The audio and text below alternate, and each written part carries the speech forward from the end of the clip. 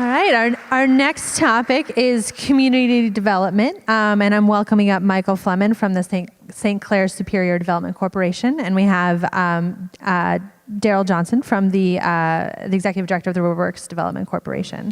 And I think the community development field, sort of in its old heyday, was really focused in some ways on jobs and housing, right? There was these sort of these silos and things. And I think there's been a movement towards more comprehensive community development and really looking at all the ways that we can engage in community development to create a better quality of life for people in a community. And I think we've heard a little bit about how the arts can play a role in communities that are maybe at a tipping point, or communities that are sort of active but are looking for more meaning. But there's this really interesting question in community development, particularly about distressed communities and communities where there's been sort of disinvestment over the years, where we're really trying to use strategies to help bring up a population and improve the outcomes for the population by creating environments, in which people can thrive. So, I sort of want to think about, in particular, the ways that you've integrated the arts into your, because I know both of you are doing amazing work in that regard, the way that you're doing that as a goal of sort of improving an overall community's outcomes. So, Michael, I want to start with you, and you're doing some really interesting work in Cleveland, and in using some of the strategies that we've mentioned so far. So why don't you tell us a little bit more about the Urban Upcycle, which I know you've been changing the name, so I'm not sure if that's the right name anymore. But tell us a little bit more about the project and how you as a community development corporation are using the arts to help augment what you're already doing. Right, so to your point, our organization was in fact in real estate a long time ago when we totally lost our shirt when it was before everybody else did. So we got out of the game in about 2004, and we were like looking so smart in 2008, right? So it actually forced us, because we decided that we were more of a risk-averse organization, it forced us into thinking about the arts and marketing and branding strategies, which we became very successful with the latter. The former, with the arts, we started doing things like, the cows that they do in Chicago. We were doing the same thing. We have Asia Town, so we were doing different statues for every, and we still do it today, for every different zodiac sign, and I think it's the year of the horse right now. So we have this foundation of arts when I came on in 2012, and we developed a strategy to start to fill retail spaces in our vacant storefronts in the St. Clair area, which is sort of a Slovenian neighborhood. And if you don't know anything about Slovenians, it's because there probably aren't a whole lot here. Cleveland has the largest population of Slovenians in the world outside of Slovenia. And we like to play that up because that's important, these cultural things, right? So in that area, though, with all that vacancy, we started to fill it with, a bakery and a dance studio and a few other businesses. It was one of those sort of instant retail concepts that essentially worked, but we didn't have a hook to anything. So we started to look around, and the artists and artisans that were already in our neighborhood were upcyclists. And I don't know if everybody knows what upcycling is, but like recycling is really what you consider sort of using plastic for plastic or metal for metal, but using it as the same intrinsic value that it has now. And upcycling is actually adding value to that product. So we have artists that, I don't think, actually in this picture right here, we're teaching it to the residents, where the residents are coming out and we're teaching them how to make little pinwheels out of vinyl that would otherwise find its way into the waste stream and into dumpsters, which we're trying to avoid. So we've added value to those things, and we can actually use residents to do that. So we saw that there was probably 50 or 60 artists and artisans that are in our neighborhood already doing upcycling, and so we started to create more vacant spaces just for them. We created a marketplace called the Cleveland Flea, which has been wildly successful. We now have, can you hear me? Can you hear me? So, there we go. So we created the Cleveland Flea, which is a place where 120 of these types of artisans can come out, and we do it once a month. We just did it on Saturday. Over 8,000 people showed up to this from all over the suburbs too, which is, it used to be a very hipster thing about 1 year ago, and now it's just like, I don't know anybody, which is great. I think that's what I want. So that's been, so really we've been creating the marketplace for all of the different artists that are already in the neighborhood just to thrive in place and to teach residents how to do these arts too. So that's part of the programming, is that there's, anybody can work with these crafting devices that we've created. We have, and this is again an example, and I love this picture because this is sort of like the best Benetton ad you could ever want. I mean, it's like, we've got this great redhead, Pete, who works for us. We've got, black, white, young, old, all doing this. And this was one of our public art installations where we were engaging the public to say, like, what do you want out of your neighborhood? What are you looking for? And all of those little stickers are their answers. And the stickers are now blown up into public art installations that go all throughout the neighborhood so that they know that there's buy-in from us to get them involved in the community. We'll do a little mic switch review here. I'm going to ask, I think there's some interesting things embedded in a lot of what you just said.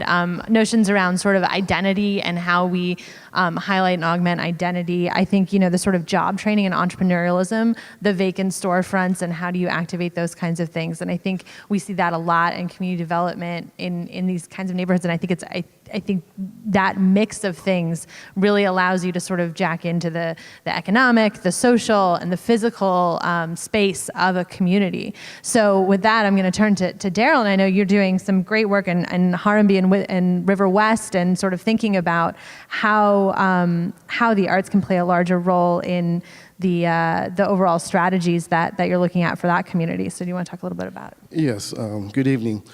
One of the things that we stayed in the real estate business, we've been in the real estate business 22 years.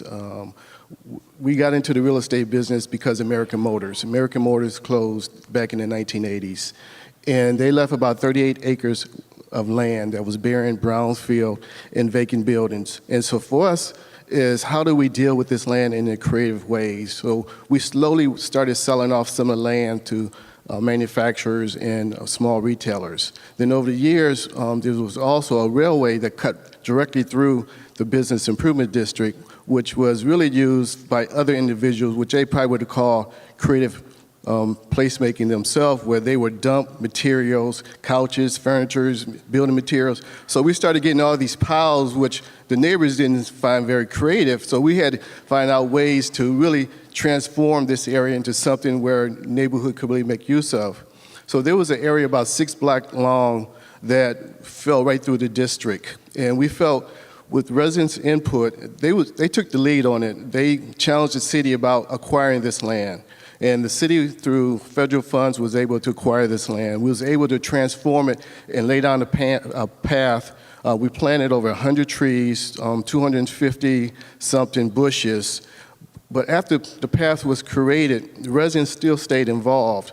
This past winter, there was a part of the trail that we was using for wastewater management. So we created this pond where it could capture the water. And this past winter, there wasn't enough rain that was captured there, so the residents filled it up and had an ice skating ring out there. And some neighbors said, well, there's people who probably don't have skates. Let's put a box out here for people to donate their skates, so when kids come out, they have an opportunity to skate. There was also, we created benches. There was a restaurant that opened up, is doing very well, and they're making use of some of the space for the public to sit before they go into the restaurant. So what it basically did, it cuts through 2 neighborhoods, River West neighborhood, which is an upcoming neighborhood, which is, I would say, maybe 85% white, about 15% Latino and African American. But the second part of it cuts through another neighborhood called Harambee, which is probably 95% African American. So for us, it was a way that we can bridge both of these neighborhoods where they can make use of the path.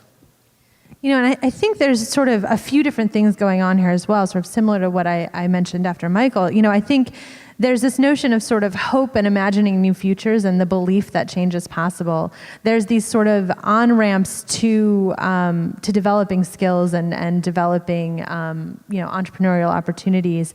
And then there's these sort of connections that you're talking to. How do you connect things that are happening here, things that are happening there, and sort of give people an avenue to move between them? And some of the I'm sort of interested to hear a little bit with the arts in particular, moving forward, how you see those playing a role in those types of areas, and how this is sort of changing how you think about your work as a community development corporation. For us, we did a number of projects working with youth.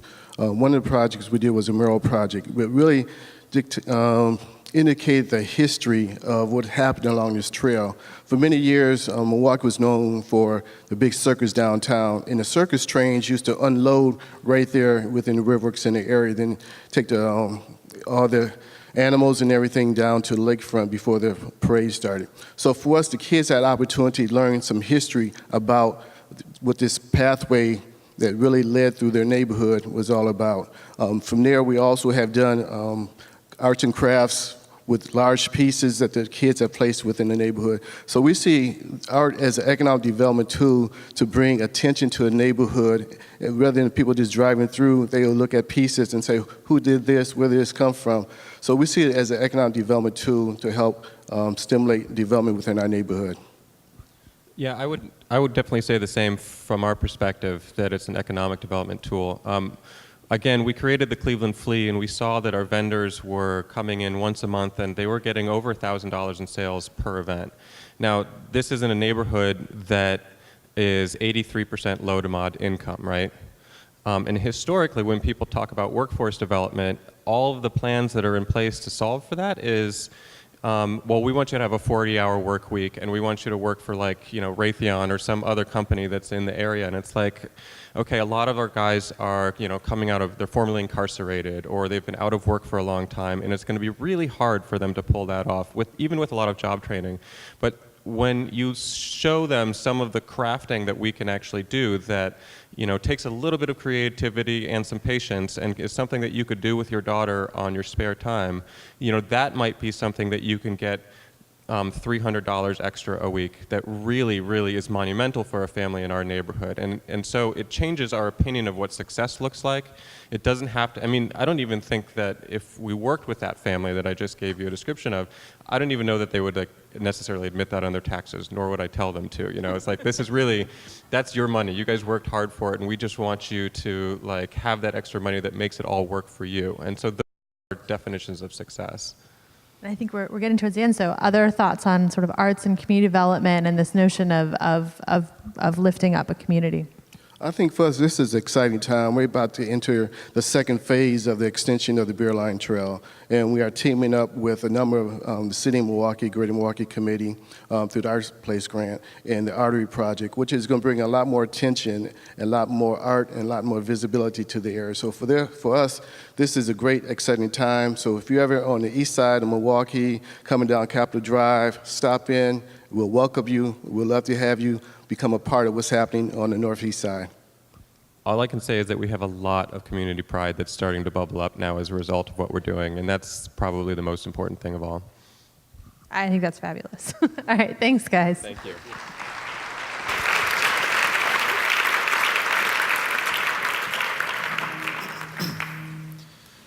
The Harmony Initiative. The Harmony Initiative is a melding of art, science, and education that seeks to use movement as a catalyst to heal, educate, and inspire our community. When we max out the capacity of our own ingenuity, our ability to grow alone, where do we go? Move and be moved. Emerging from a long collaborative history, Harmony is a partnership between the Milwaukee Ballet, UW-Milwaukee's Peck School of the Arts, and the Medical College of Wisconsin's Sports Medicine Department. Does art need to be precious and separate in its own existence? In this partnership, UW-Milwaukee further infuses itself into the fabric of our community, and the Medical College brings the health science downtown, deepening its study of the ballet dancer as the ultimate athlete. To be completed in 2017, Harmony is slated to be a 100,000 square foot open space facility in the current Lackey and Joy site on the river, with a large plaza for public gathering and creative interaction. This is a priority city revitalization location with 7 studios, a 400-seat theater, a wellness education center, a fully equipped sports medicine center, and offices. The holes of a former freeway and emptied businesses become a new pivot point for the city, a place of movement, connecting with community in new ways. The mission is to inspire, educate, and heal through the art of movement. Movement education programming will be offered to neighborhood children and adults through collaborations with Milwaukee Public Schools, Boys and Girls Club, YMCA, senior housing, and others. Powerful expressions of body and movement, born from the possibilities of intersection and understanding. The initiative serves as a catalyst for the Park East corridor of downtown Milwaukee by being a visible connector of the Water Street Entertainment District, Brady Street, Haymarket, and Burrs Hill neighborhoods. Move and be moved.